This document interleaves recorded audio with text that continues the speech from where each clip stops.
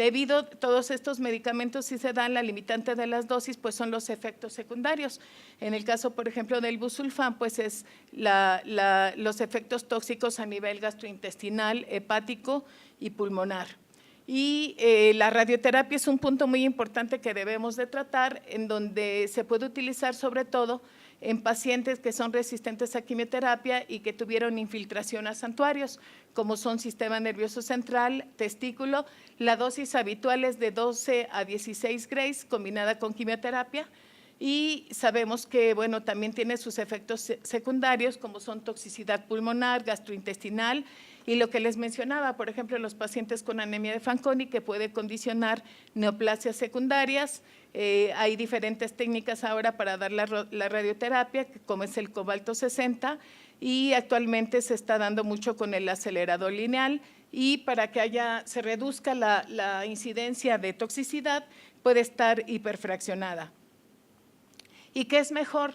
¿Dar quimioterapia con radioterapia o solo dar la quimioterapia? Pues ya vimos que todo va a depender de la edad del paciente, la enfermedad, el estado. Aquí, por ejemplo, les presento un trabajo en donde se trató de comparar qué era mejor, si dar radioterapia con ciclofosfamida o busulfán con ciclofosfamida, y si en el caso de los pacientes con leucemia aguda mieloblástica, y aquí vemos cómo la sobrevida libre de enfermedad como la global fue mejor cuando se utilizó ciclofosfamida con busulfán intravenoso que dar radioterapia con ciclofosfamida. Incluso sabemos que hay busulfán oral, pero se absorbe mejor cuando es por vía intravenosa, entonces vemos cómo la sobrevida es mejor. En el caso, por ejemplo, de la leucemia aguda linfoblástica, es mejor dar radioterapia con busulfán, es superior hasta en un 15% a dar busulfán con ciclofosfamida. En este caso este trabajo fue de leucemia aguda mieloblástica. Y vamos a ver así muy brevemente algunos medicamentos. Ya habíamos hablado mucho del busulfán. Se utiliza no nada más para las leucemias, sino también para el mieloma, para los linfomas, para el síndrome mielodisplásico, para tumores testiculares. Ya habíamos visto que la dosis máxima es 20 miligramos por metro cuadrado por la toxicidad que nos puede dar. Se puede combinar con ciclofosfamida, fludarabina, melfalán. Ya habíamos mencionado también que la absorción oral es variable y que lo mejor es intravenoso porque se absorbe mejor. La limitante pues son la toxicidad, por ejemplo, en el caso del síndrome de obstrucción sinusoidal, que puede aparecer sobre todo los primeros 21 días, la mortalidad puede ser hasta del 100%, y además cuando se utilizan otros medicamentos que también dañan el hígado, pues la probabilidad es más alta, o pacientes que son multitransfundidos. Aquí vemos todos los esquemas donde se puede utilizar el busulfán. Hablar de cada uno de ellos no sería posible, pero sí quiero que vean ustedes, por ejemplo, se puede utilizar tanto esquemas mieloablativos como de intensidad reducida, y aquí vemos las diferentes combinaciones con las que se puede llegar a utilizar. En el caso, este es un trabajo para comparar qué es mejor, si dar busulfán con ciclofosfamida o fludarabina con busulfán. Y bueno, este es un estudio donde se incluyeron 1,830 pacientes que tenían de 17 a 59 años con leucemia aguda mieloide y síndrome mielodisplásico. Se utilizaron las dosis convencionales y hubo menor riesgo de mortalidad no relacionada a la recaída y en los pacientes que se utilizó el busulfán con la fludarabina. Además, hubo menos riesgo de infecciones y de obstrucción sinusoidal, y no hubo diferencias en cuanto a la incidencia de la enfermedad de injerto contra huésped y con las recaídas y mortalidad por todas las causas. Entonces, bueno, vemos cómo en algunas patologías puede ser mejor utilizar busulfán con ciclofosfamida y en algunas otras busulfán con fludarabina. El otro agente que más se utiliza es el melfalán. Se puede utilizar como agente único en los pacientes para trasplante autólogo de mieloma múltiple. Ahorita vamos a ver una gráfica de cuando se combina con el bertosomib, y también se puede combinar con Vignu, con fludarabina y con busulfán. Aquí vemos como los esquemas mieloablativos en todas las combinaciones que se puede llevar a cabo, y también en los esquemas de acondicionamiento de intensidad reducida. Les voy a presentar, por ejemplo, este estudio en donde se comparó qué era mejor, si utilizar melfalán solo o bien utilizar melfalán con busulfán, y vemos cómo la sobrevida fue mejor en los pacientes que se utilizó melfalán combinado con el busulfán. Si vemos aquí, la sobrevida era más prolongada en los pacientes que se utilizó solo melfalán a dosis altas, sin embargo, al final la sobrevida es mejor cuando se utiliza combinado. Y en este otro estudio se compara el uso de busulfán, melfalán y bortezomib en comparación con solo utilizar el melfalán a dosis altas, y aquí vemos cómo la sobrevida libre de enfermedades cuando se utiliza combinado con las otras dos drogas, a diferencia que cuando se utiliza con melfalán solo. Aquí vemos también cómo la sobrevida es más larga cuando se utiliza melfalán solo, sin embargo, es más alta cuando se utiliza. Y aquí vemos la sobrevida global. No hay diferencia estadísticamente significativa entre cuando se utiliza las tres drogas que cuando se utiliza solo en dosis altas.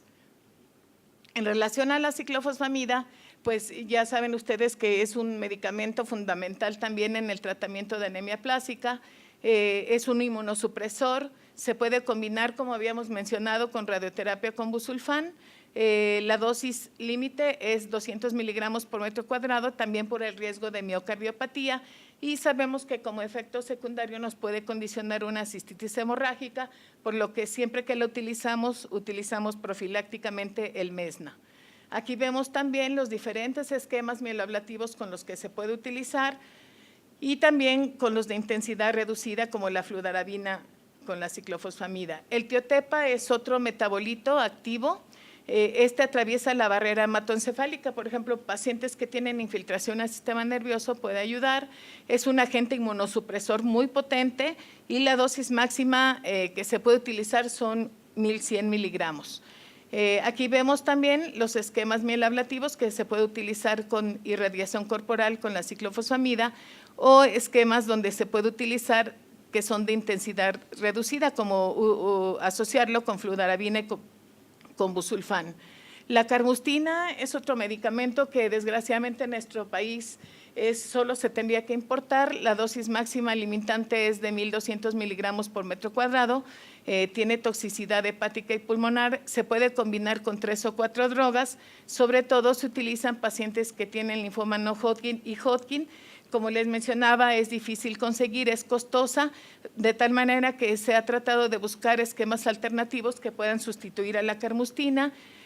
Aquí vemos los diferentes esquemas, solo se utilizan esquemas mieloablativos, vean ustedes con los medicamentos con los que se puede asociar, y en este gráfico podemos ver, como les decía, como es difícil de conseguir, qué otra alternativa tenemos cuando no tenemos carmustina, pues se puede utilizar el BP16 con el melfalán, el busi, ¿sí? Y el gen Bumel, y vemos que también se puede alcanzar una sobrevida hasta del 90%.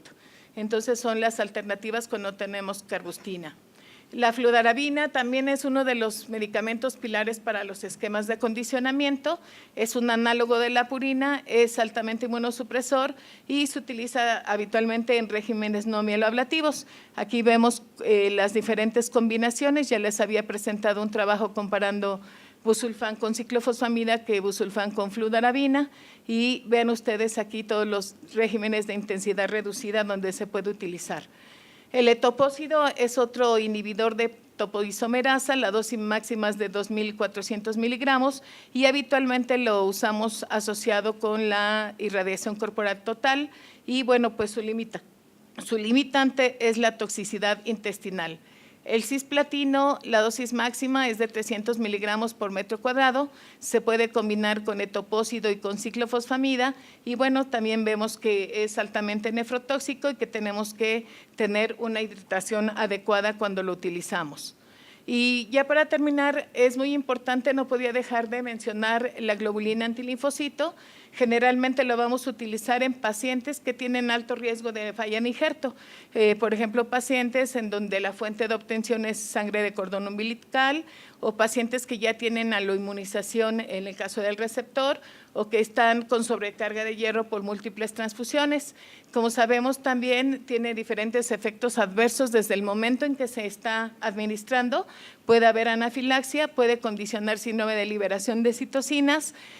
Su utilización puede condicionar reactivación de algunos virus como el citomegalovirus y el virus del Epstein-Barr, y también puede condicionar desórdenes linfoproliferativos.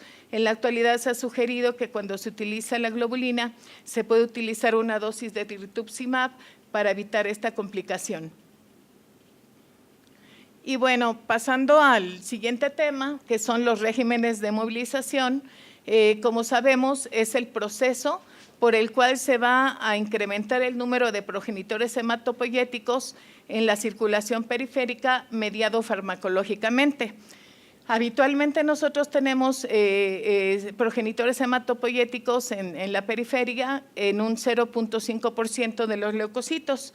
¿Y cuál es el fundamento de la movilización? Bueno, todo parte por las células CD34, las células madre, que como sabemos son antígenos, es una glicoproteína de 115 kilodalton, está expresado en el 1 a 2% de las células mononucleares y como sabemos va a estar representada por el anticuerpo monoclonal anti-CD34. El fundamento de la movilización es muy importante que sepamos esta situación.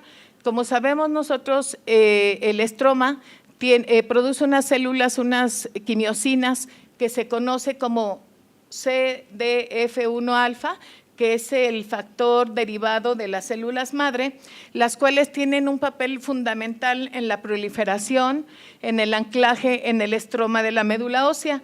Y por otra parte, en algún momento de su desarrollo, las células madre expresan este receptor, que es el receptor CXCR4, de tal manera que este factor derivado de las células madre se une a este receptor y eso hace que las células madre se anclen en la médula ósea. Y justo cuando utilizamos citocinas, por ejemplo el perisafor, que es un antagonista del CXCR4, las células se liberan a la médula, a la sangre periférica. Entonces, esto es algo muy importante que debemos de saber para saber cómo actúan los medicamentos que utilizamos para hacer la movilización. Aquí vemos un poco de historia, cómo esto inició desde la década de los 70 y se vio cómo